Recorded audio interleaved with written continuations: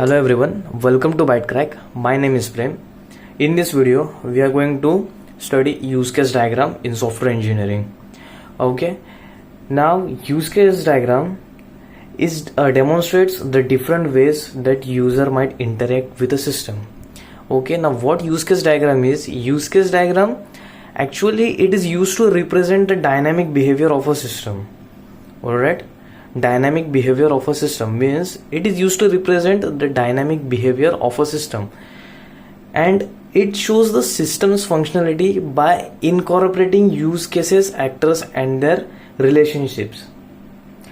Now what it actually does is, this means in a system it depicts the high level functionality of a system, and it also tells how the user handles a system.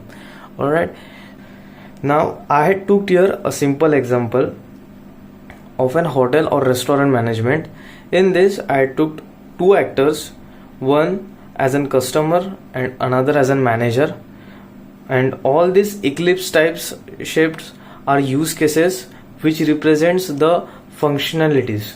Alright, so now what is the first functionality? Menu card.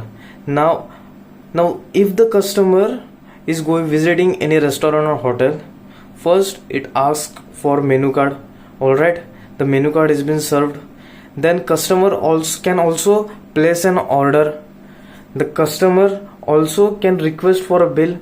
The customer is responsible for paying the payment.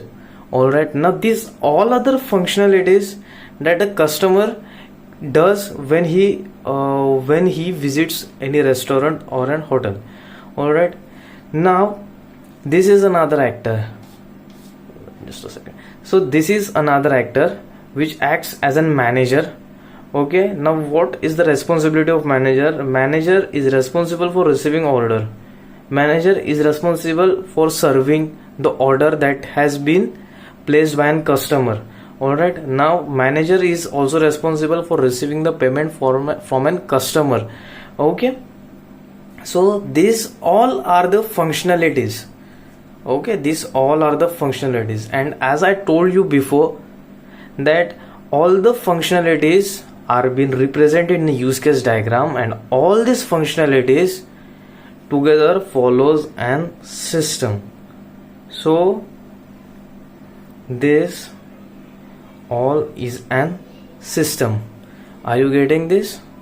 So now the customer interacts with the system or in a different ways. Okay, these are the different ways which are represented as a use case or an functionality. Alright, so this is what with this video was. Hope so you all had understood.